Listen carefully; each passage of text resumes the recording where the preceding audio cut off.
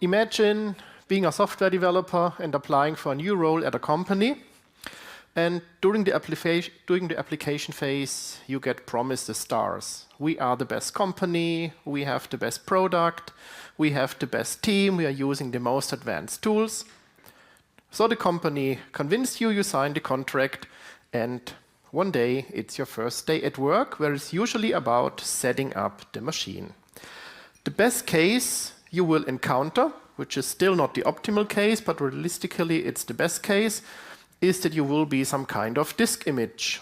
Clone this image, everything is set up there, do some little configuration, and you're ready to go. The worst case you will encounter is that there is nothing like that, and you need to ask your coworkers for help, because they know by heart how to set up the machine, which might take 1 day, 2 days, 3 days, whatever. The typical case is that you will be referred to the company wiki or Confluence, where they have some setup manuals, only for you to find out that these pages are outdated or incomplete, which makes you fall back to option 2 again. The first day is over, the first week is over, and now in your first month, you try to gain an initial understanding of the so-called architecture that they have there. And slowly, you start to realize that there are actually no API or source code comments, and the documentation they were referring you to is actually proves to be missing or outdated. So you take the courage, you go to your supervisor, talk to your supervisor why the state of the software documentation is the way it is, just to get, in the nicest way, a reply that says, well, we don't do that here, and in a not such a nice way, you get told to.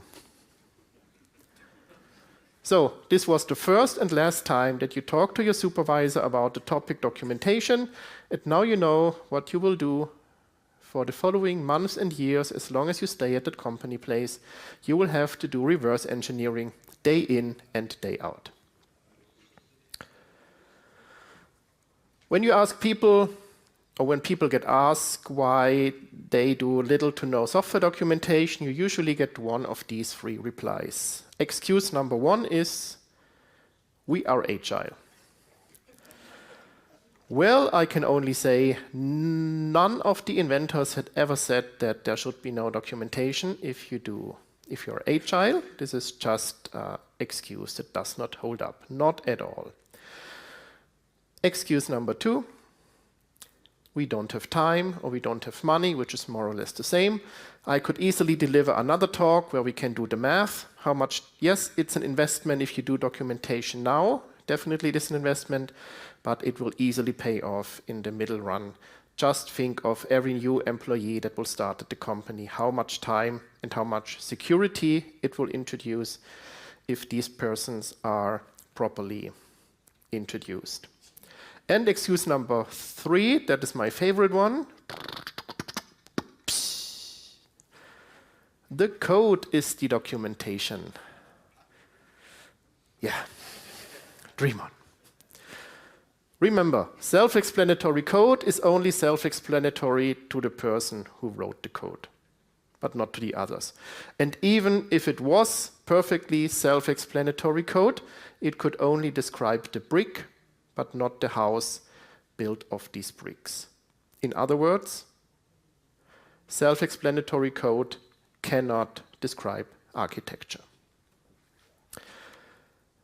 If you want to learn about reasons, either for yourself or for your supervisor, I wrote several articles in the past. This article here that appeared in Java Spectrum in 2022, I then made an English translation, put it on my blog. You can find it here. I wrote a general article about markup languages and software documentation. It was published in IT Spectrum, and then I translated it into English. You can find it here. And last year there has been a great interview with me about software documentation, where I also give a lot of reasoning. And yes, that's the link. And with this perhaps shocking introduction, first of all, I want to give you an official welcome. You can find the slides I present here at this link, but you do not need to take a photo now. I will show you this link again at the very end of my presentation. So, a few words about you. I expect, but everyone is invited, that all of you are kind of involved in some way of software development. DevOps counts to this. So you are either developers or architects or DevOps engineers, product owners, or all kind of managers. So if you have a little bit to do with software documentation, you're perfectly right in here. And I have 3 objectives to you. First of all, I want to give you an overview of modern software documentation. Many things have changed during the last decade, and if you have some old memories, some bad experience from software documentation that you tried 15 years ago, today you can erase it and let's reprogram what you know about software documentation and how you can do it better. I also want to show you that software documentation is especially important in the DevOps fields, because this is a DevOps conference here. And I hope that every one of you takes home their personal ingredients of this talk here. And 3 words about me. I'm a certified software developer. My main language is Java. About 5 years ago, I started with Python. I did several Java certifications, the same with Python. I have my own company in Switzerland. That's the Simplexer Code AG. I work as a trainer for software developers. And if you combine these two, then you get something which I would call technical writer. So I love to document, obviously, and I also consult other companies in making their software documentation better, or even starting to do it. This is me, and this is my name. So. Good. Before we continue, I have some questions for you. Please raise your arm if the answer is yes. Have you ever manually configured a system, could be a Windows server, Jenkins, AWS, any IDE, especially things where you need to click, which took you several hours, days, or even weeks? Yes, I expect every arm, because that's our job here. Definitely, we should have done this. Okay. Have you ever written an extensive configurations script, build script, or setup script? Let's define extensive with more than one screen page. Also, good. Perfect. That's also what I expected. Have you ever created a disk image so others could clone it in the future? Doesn't have to be a physical disk, could also be a virtual disk. Okay, good. Now you see there are some more questions, but I haven't printed them in gray so that you did not expect what I'm going to now. Raise your arm if you could recreate that system or script or image on a bare system. You could tell me what you want. You can say, I want a Red Hat Linux, I want a Debian Linux, I want a Windows server. I don't care. I give it to you. Can you reproduce the system such that it is exactly the same as your production stuff that's running? Only one convinced arm and the rest was non-convinced fingers. Okay. Have you documented every step it took you to get there? So actually you need to remember how you got there, or just rely on it. Yeah, it's working, don't touch it anymore. If you have documented it, have you explained the whys behind each step? So there are some settings you need to do.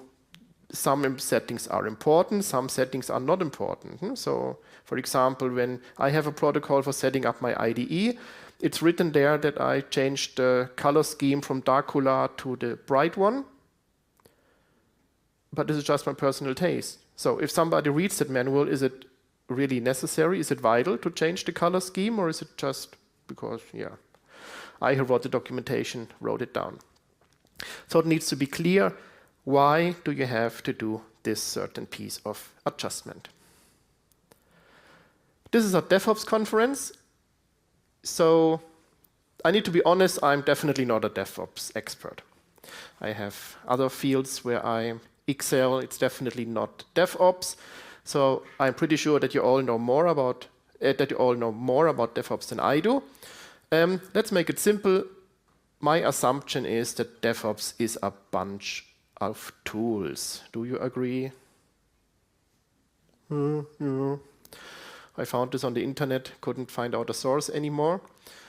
And I'm pretty convinced that every stage, every tool relies on accurate documentation because you have that many tools.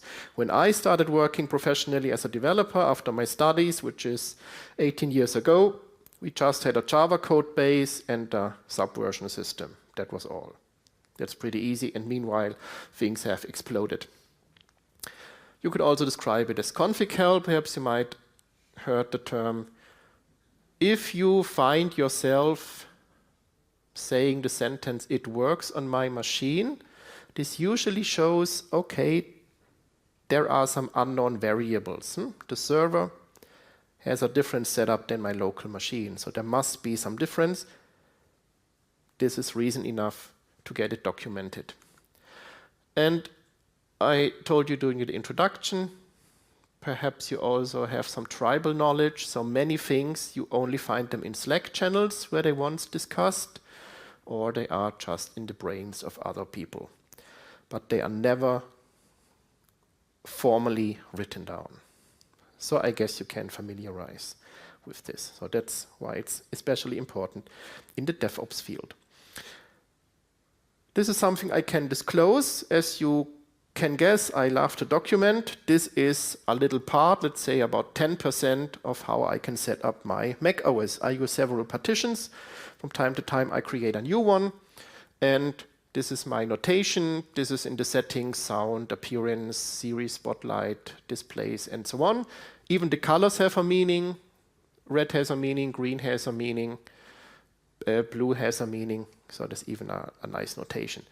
My personal claims are on the claims I have for myself.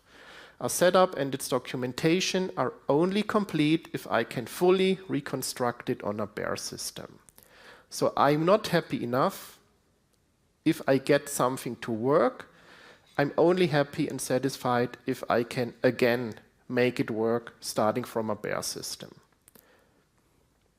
This could be my Mac, this could be Heitzmann, Linux, cloud devices, where I also write it down from scratch. I start with a Debian Linux, and I write down every command that brings me to the state where I want to be. Every manual and automated step must have a reason. We talked about that before. To be honest, it's not written here, but this is not too important, but it should be which of these settings are really important and why do I do them. And no setup change without a corresponding documentation change. Yes, my systems are evolving over time, and I definitely do write down whenever I change something in the settings. On a long term, I will write it down. So let's first get another general thing straight. When you ask people about, or when you mention the word software documentation, people have different ideas of it. So person A, when I say software documentation, person A thinks about, oh, that's source code comments. We tried that in the past. That didn't work out. It was just a waste of time. And person B thinks of, yeah, that's a software architecture diagram. That's pretty helpful, and so on. So who of those people is right? What is software documentation? Is it this version or this version? And actually the answer it is both. Both are correct. There is not one software documentation. Software documentation is a whole spectrum consisting of many documents. And you need to define at least 2 parameters if you write a certain piece of the documentation.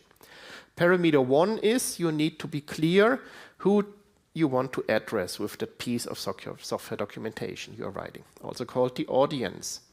Imagine you work at a company that creates a library or a framework, and now the documentation you write to the external developers or to the end users are definitely different than the documentation you write for the internal developers or for the architects. And they again speak a different language as the product owners or the managers, as you all know. So every role needs their own language. And the second parameter, which is independent of the first parameter, is what level of detail do you actually want to document, which I like to call the altitude. And on the highest level, when it's about, I mostly talk about software development because I'm a software developer, but just transfer it to your DevOps field. When it's about the overall software architecture, you usually do this in external documents and diagrams. Some middle level is documenting classes, interfaces, APIs. You do this with tools like JavaDoc in Java, or docstrings in Python, or JSDoc in JavaScript, etc. And only when it comes to the lowest level, where you document function internals that only become relevant once somebody reads that part, this is where the source code comments come into play.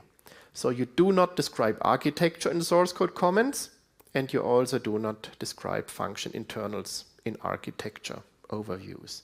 So every level of detail got its own place. If you want to read more about it, a good starting point is the C4 model by Simon Brown. You can have a look there. That's usually a good idea how to get started. I don't say you need to copy it one-to-one, but it gives you a nice idea of where you could put the boundaries. Okay, another general thing I want to show you is the concept or what lightweight markup languages are. I'm pretty sure you all know markup languages. The Wikipedia definition is it's a machine and human readable language for structuring and formatting text and other data. And I'm pretty sure that you all know at least HTML in combination with CSS. And if you study computer science, people usually get into touch with LaTeX, and they either love it or they hate it. I've been working with LaTeX for 15 years, and I don't know if I love it or hate it. Whatever. I still struggle with it. The problem is you could read and write it by hand, but it's kind of cumbersome. You don't want to read large HTML documents. You want to concentrate on the content. And that's why so-called lightweight markup languages were invented. They provide a much simpler syntax without disturbing the writing and reading flow. And perhaps you're all familiar at least with Markdown. At least you might have heard it, and you can agree. It concentrates on the content, and these little symbols around it are reduced to a minimum. Restructured text is in the Python world. AsciiDoc is also a very comprehensive one, and if you ever edited Wikipedia, you also came in touch with the language called MediaWiki. They are all lightweight markup languages. A few years ago, I created this diagram. It's a qualitative diagram. It's not scientifically based. It's just gut feeling based, but that's the same. And here I claim that the more flexible a markup language is, the more complex it is. So on the upper right corner, we have LaTeX. You can do everything with LaTeX. You can even adjust the position of the dot of the I if you want to. However, as I told you, I've been working with it for 15 years and I still struggle with it. There's always something which makes me spend 5 hours just to get a table right or something. On the other end, on the lower left end, we have Markdown. It's very popular because it is very, very simple. But on the other hand, it's also very limited regarding what you can do with Markdown. In order to do some nice software documentation, it's about getting some compromise, which I claim is AsciiDoc or restructured text. The last principle I want to show you is docs as code. It simply means documentation should be treated exactly the same as source code. So do not write documentation in Confluence, do not write it in Word files or whatever. Do it in your IDE. That's where you do your code, and right next to it, that's where you write the documentation. Check it in to the same version control system as you do your source code. Use the same process integration, technically as well as organizational, which means there are merge requests or pull requests that also include the documentation. So this also has to be reviewed the same as classic source code. And you can run it through the same CI/CD pipeline. Now this is where you're experts, I assume. So with every commit or merge onto the main branch, you run the pipeline, and this pipeline also creates the current version of the documentation. So you automatically get the latest version of the documentation. This requires the documentation to be in text format, which is the case when you have a lightweight markup language, and you definitely must not use a binary format. So do not think of checking in Word files or PowerPoint graphics or anything like this. The big advantage is you will then get a close proximity between source code and documentation. And this is something what I hear very often. Yes, we tried software documentation in the past, but it did not work. We had our source code here, we have our Confluence here, and over the months and years, the things started to drift apart. Actually, this is true. Now, you know what the problem is? If you have your source code here and your Confluence there, many programmers, could be new developers, could be old developers, are not even aware that something in Confluence is actually documenting that path you were working on. Because in Confluence, you never find the stuff. Whatever, okay. No, it's just because of the distance. You are not even aware that there should be a link. But if you use a Doxys code approach, at least use the same IDE, or even better if you use something like JavaDoc or something, then the things get significantly closer. And then the chances that you miss updating the documentation become significantly smaller. It's not guaranteed. Of course, you need some discipline. You also need the code review for the documentation, but chances are significantly lower that things stay in sync.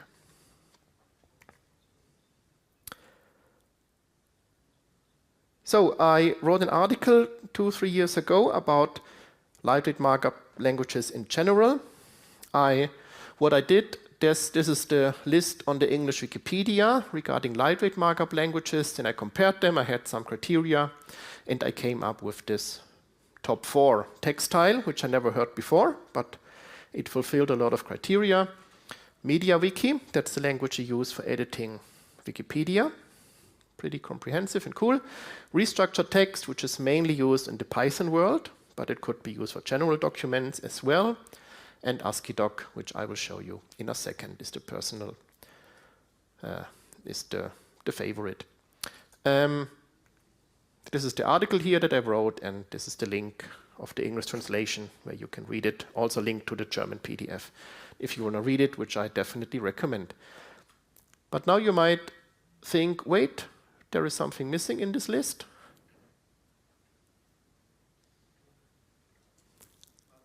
Markdown.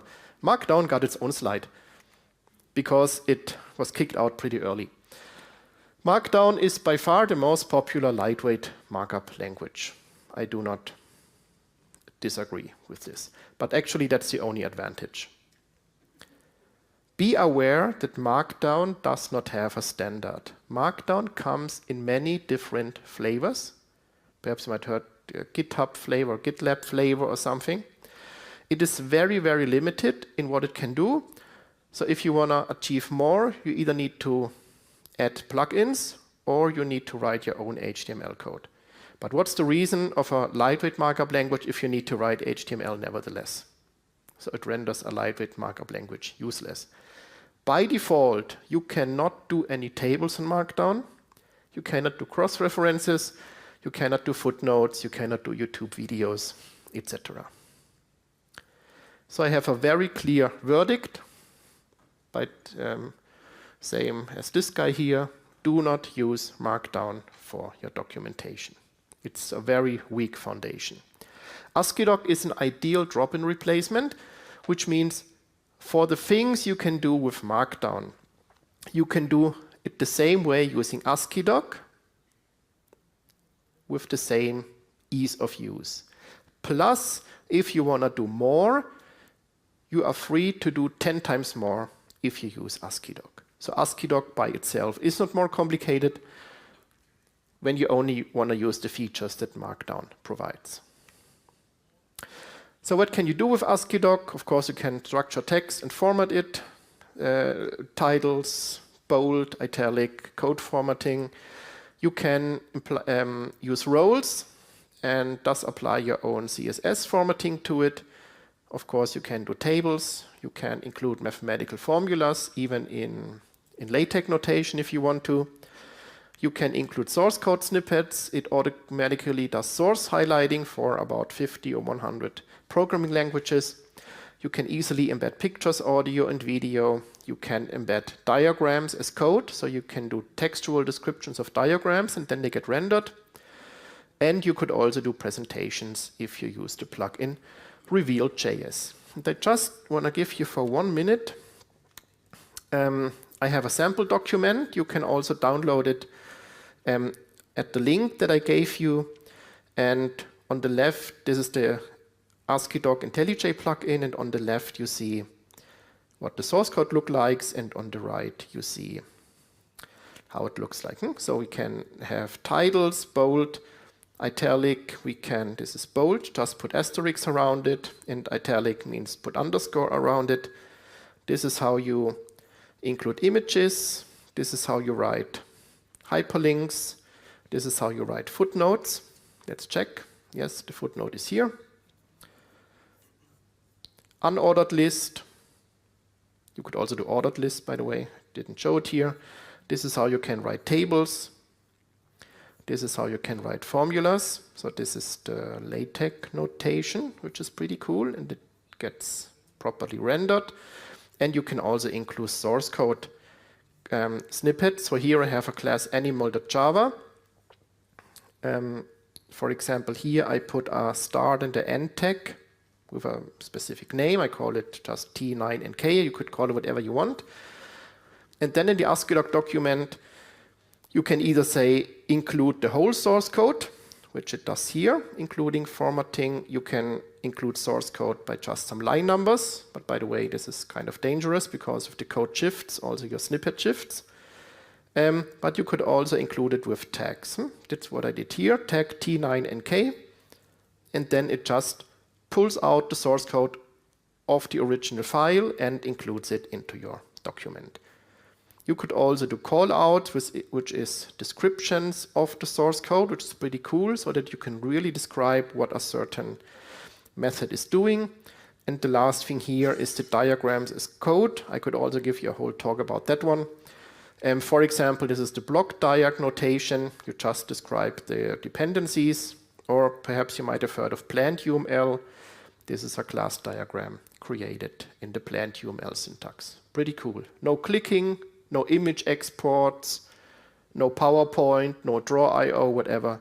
Just describe what the diagram should be, and then it gets rendered automatically.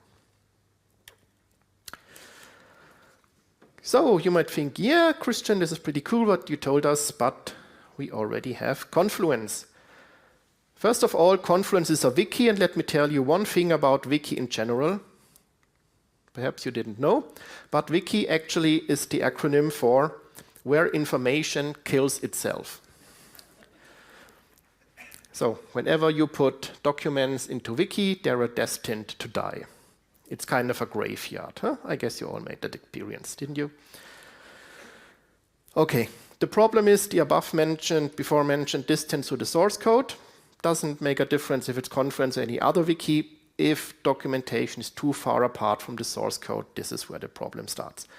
Okay, wikis in general are medium to bad. Confluence is really bad. First of all, there is that endless history of that extremely bad search function. I did research. Atlassian is aware of that problem for many years, but they don't want to do anything against it, even though they earn a lot of money. Confluence is only WYSIWYG, which means you only have a graphical text editor. What you see is what you get. You can, for an initial document, use Markdown notation, I guess, but you cannot edit this markup language anymore. As soon as the document is in Confluence, it is stored as an internal binary format. It's a one-way street. You don't get it out anymore. So you cannot export some markdown notation or some ASCII doc notation. I guess you could do some HTML, but that HTML is pretty ugly. So it's a one-way street. Then we have some political stuff, forced cloud adoption. It gets worse every year. Once they have you in the cloud, they can increase the prices as much as they want. Also be aware they are part of the Five Eyes Association, which is the Secret Service of United States, Canada, UK, Australia, and New Zealand, which kind of means if one Secret Service wants to have information, they will get it. So it's, despite Atlassian being an Australian company, you can actually treat it as an American company. I don't know if you want your company data stored at a system where Americans can have access to. And we have access rights management. You cannot publish single documents. You can only publish complete spaces or not. So everything says Confluence is bad. I still don't understand. My doctor told me I should be careful. So, you now know the languages. If you want to generate the documents, there are documentation generators. The standard documentation generator, I'm talking about several documents now, whole document structures. The standard for ASCII doc is Antora. You might have come across other tools, Docusaurus, Gitbook, Hugo. There are actually thousands of those tools. The main problem is they are nearly all Markdown based. And if you work on restructured text, the standard generator is Sphinx. I just came from a Python conference where I introduced the Sphinx documentation generator. If you are not Python related, I suggest you stick to ASCII doc and not to restructured text. Regarding Antora, I wrote an article that was published in the IX magazine last year. I wasn't happy how they edited my article, so I decided to translate it into English. It's a very long article, and put it on my blog. This is the link. This is the table of contents. And if you want to convince yourself or your boss how documentation generated with Antora can look like, I suggest that you have a look at this link here. It gives you at least 100 projects that have been documented using Antora. Good. Now you might think, yeah, that's all pretty cool what you told us, but now we got 2025 or even 2026, and today we have AI. Can't we use AI for documentation? I have some very clear opinion on this. First, the basic is, I'm pretty convinced that software documentation is something that must be provided to you and not something you have to search for. So look at this picture. On the left side, documentation is provided, and if you read it 1, 2, 3 hours, you should get the main idea of a certain module or a certain architecture or class, whatever. So you get the information actively. On the right, that is searching for or hunting for information. You need to search for it. You need to actively find the information.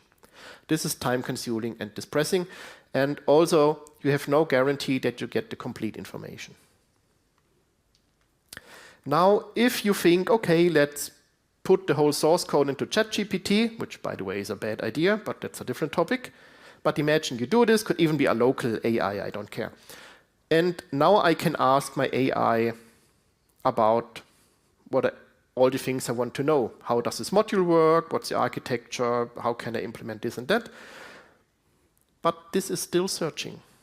Then you need to ask questions. You need to hunt for information, which is opposite of the way I think information should be delivered.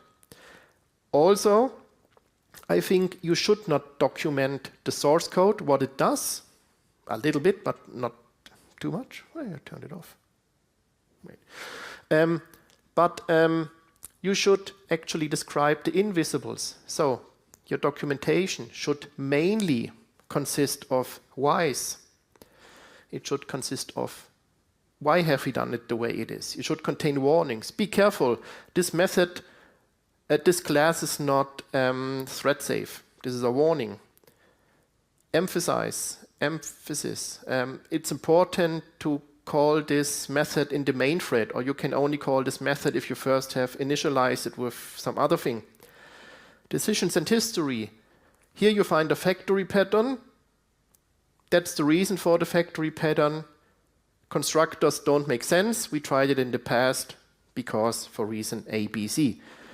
Give background context, what I just told. Yes, we tried it different in the past. It didn't work. If you deliver this information, new employees won't start asking everything again, or even worse, trying to reinvent it. That's so stupid. They have a factory pattern. You know what? I will do it with constructors. Then they waste time, 2-3 days, just to find out, oh, it doesn't work. We could have saved those 3 days of time if they just knew it doesn't make sense for that reason. So no AI?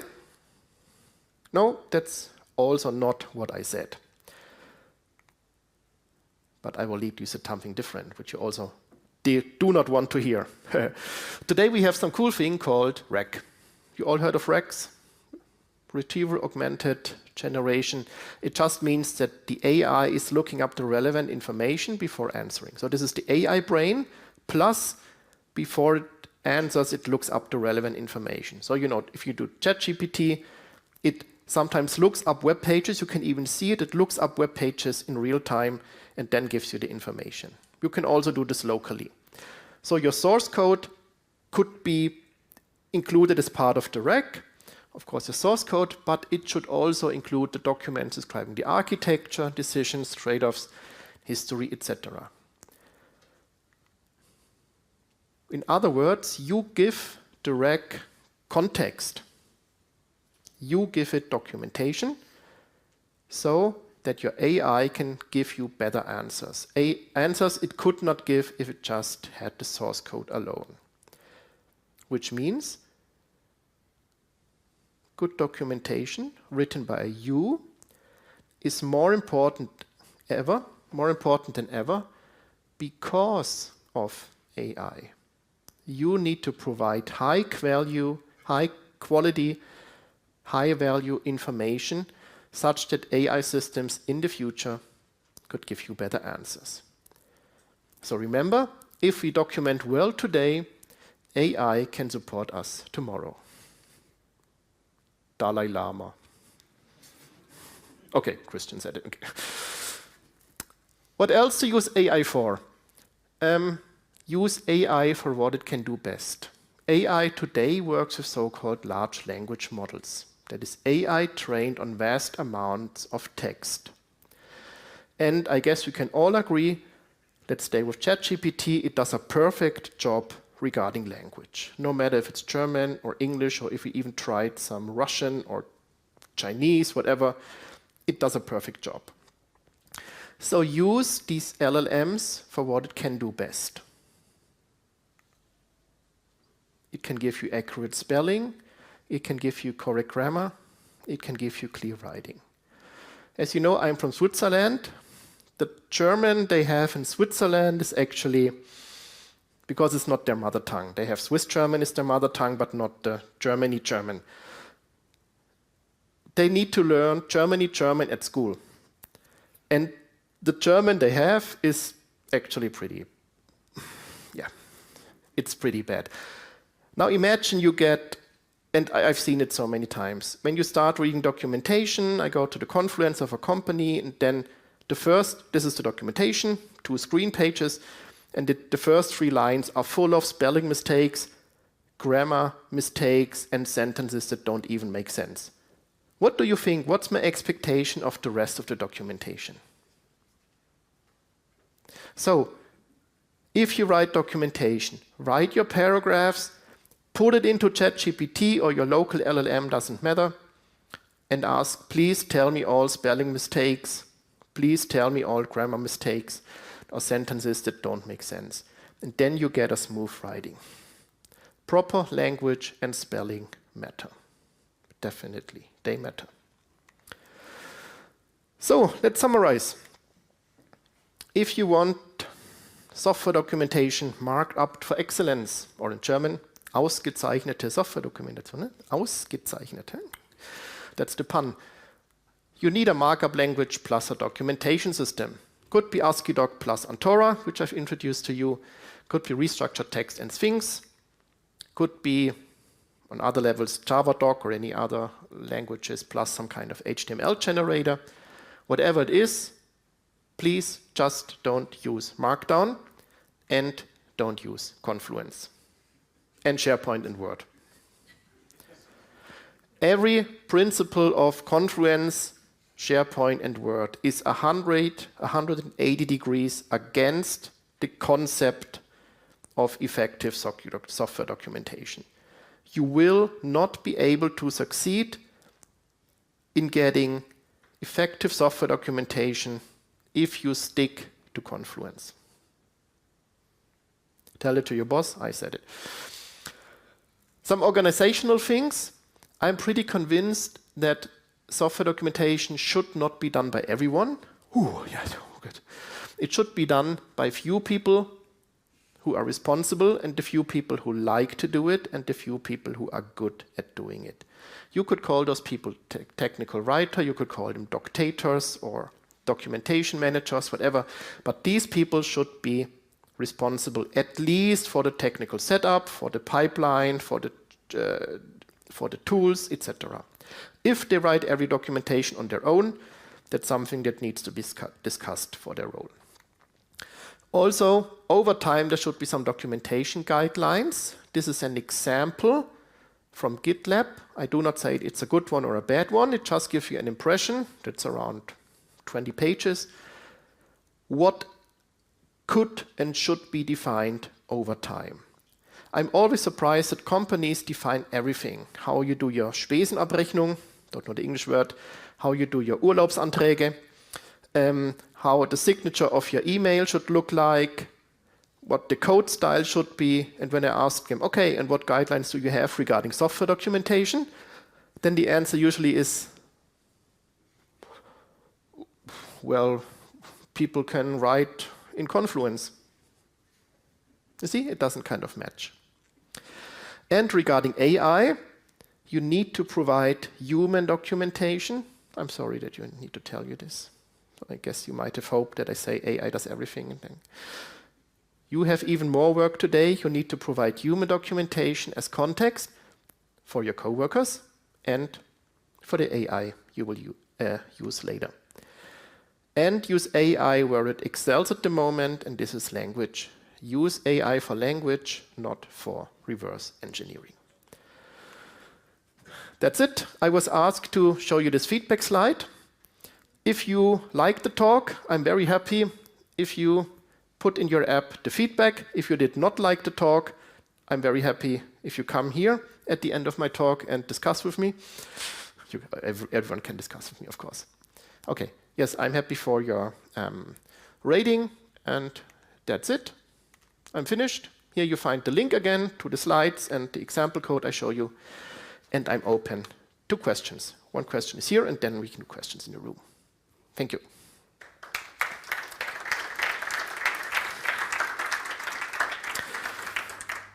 Okay, it just says, welcome to the session. If you have any questions, please post them here. Okay, that's all. Now, question from you, but please talk loudly because I'm deaf on one ear. Yes. Where did the image come from? That one? In the text, you said you reference an image. Is that just, if you go back to your example, how... The IDE? One more. Oh, no. Up. That was the right one. It was just that one thing that you said, and then you have tag there, you can reference an image in your example. I don't remember. In the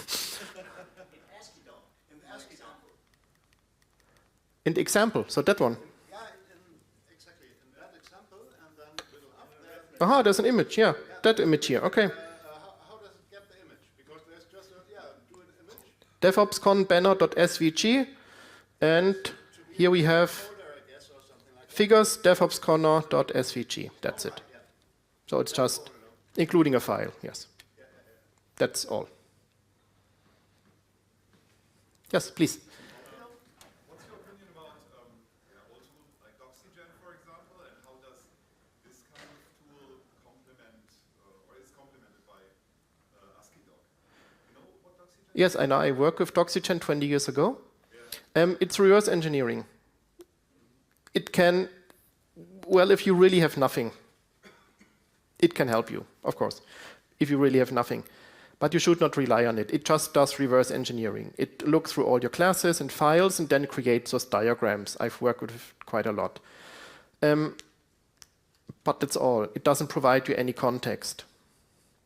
So, yes, it's the same as with AI. You should not rely on reverse engineering. I would add to this that at least we still use it in our company, and there's some effort that's put into documenting inside the code, so inside C and header files, to not reverse engineer. It's just the documentation is in the code, and then it's extracted and put into a form that can be delivered to someone. So can you read those, I call it comments, can you read it in those DocSygen files it creates? Okay, good. That sounds good. You just document at a certain level. Remember when I told you the level, the altitudes looks like a good way at a certain level, at a certain altitude. If it works for you, keep it. But still, there might be some levels up that are missing. There might be some levels down that are missing. Actually, I would like to get rid of it, so I don't like it. Your opinion on that is interesting to me because it's complicated in configuring, right, and everything, setting it up. It needs to be compiled in a way, and Yeah. it's not. But you said you work with C and C++. Yes. Okay, well, first I would start with removing C and C++. You know the customers. Okay. Any other questions? Oh, there's one, just a second. Where would you put the big picture architecture documentation? Yes, this should be separate documents. Create standalone documents where the architecture is described. So you cannot describe architecture inside of Java doc or something. So these should be separate documents where you put these images that describe the architecture and write what needs to be written. I don't see a place where it fits into the source. Well, in Java, for example, if you have Java packages, you know there is a file called, I forgot it, package.java, what's it called? For every Java package, I think. That's it, package.info.java. It's seldomly used, but if it's about a package and you want to describe the architecture of a package, that might also be a nice place, package.info.java, where you describe the architecture of that certain package. That was the question I got here. Yes, please.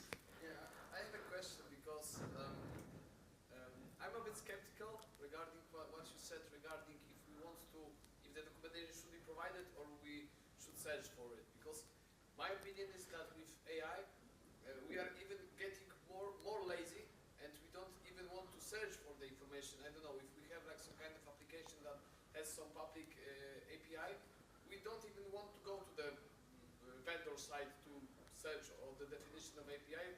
We are just asking chat or like chat in Copilot or so. Okay, tell me what is the API for, I don't know, Grafana or anything that does this and this, and give me, let's say, part of the API that will do this and this through my request. Okay. So that's why I understand that building documentation that could be a base for AI transfer, that's a great topic, and the other topic is hard to find the time, as always. Okay. But more I'm Got it. interested about this, how you envision, because I envision that we are getting more lazy and we want to have someone that will search for us, as an AI searching for us, and you are saying, I see documentation usage as completely opposite. Got it. The problem is, and I see some very hard times, I also taught at Fachhochschulen for a very long time. I stopped when ChatGPT came out, and I think that will be a significant problem in the near future because people have stopped to think and people have stopped to do getting an overview. I learned programming, even as a little kid. My first language was QBasic. I still have the book today. It was the Zeit from Markt und Technik Verlag. I was, 12 years old or something. I read the book from the beginning to the end. And that's what I did with all my programming languages. You also know I love certifications for programming languages because the good thing is they tell you what is there. So to answer your question, I think it is very important to get an overview what is there. Now there are other people that say, yeah, I learned Python with ChatGPT. I have no idea how this works. It's just you get one piece of puzzle piece here, you get another puzzle piece here, and that's all the time, but you never get the whole overview of the language. I can only talk about me because this is the only brain that I know. I could not work that way. I want to have at least an overview what is there. And then I can decide which way I want to go. But if it's just, as you said, not even looking at an API and just asking ChatGPT what you want to do, it's not sustainable. It will give you an answer, but you won't even make progress mentally, because the next time you will have to ask again. It's like asking someone to park your car. Yeah, I only want to drive highway. I don't want to put my car in the garage. Somebody else should do this. So please, can you put my car in the garage? And you can do this 200 times, but you will still not be able to park your car. So what if you just try it 5 times and then you know how you can park your car? It saves you more time in the long run. That's my opinion on it. Did it answer your question? Okay. So time is up, but if you want to ask questions, I'm totally fine. They haven't kicked me out yet.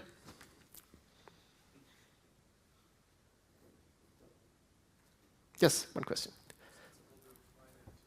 Louder, please, louder, please. How sensible do you find it to push the ASCII doc as an example to a Git and then make like a automation wrapper to push it into Confluence to, let's say, make it more available for people that are higher altitude, because Okay. not everyone is going to, search for stuff in Git. And the additional question to that is, since you mentioned that you would prefer the documentation to be in Git itself, your permission management would be entirely in Git, which I would find bothersome for someone who is just documenting. So I have to tell people, hey, you have access now, you have access now.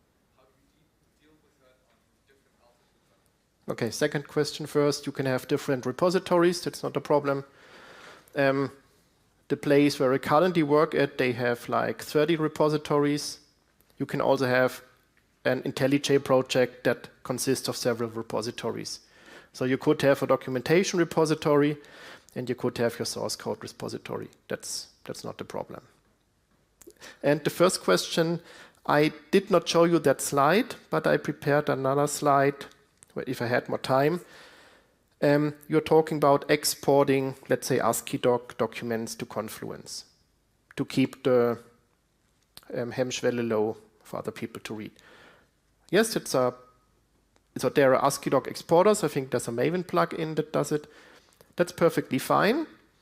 I also suggested this in my previous talks, but I kind of stopped because I don't want to deal with Confluence at all anymore.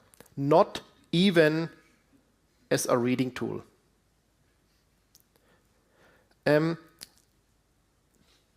Some people think there should be one documentation solution for everything, one common denominator, which is Confluence.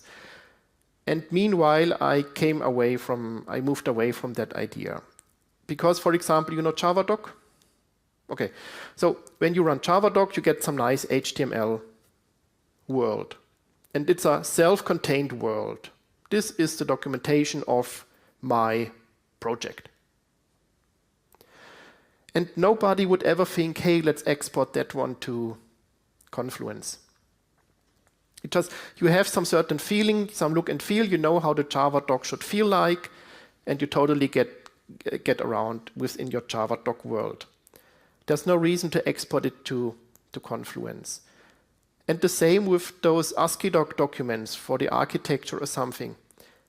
Meanwhile, I think that it's fine if you have different documentation islands.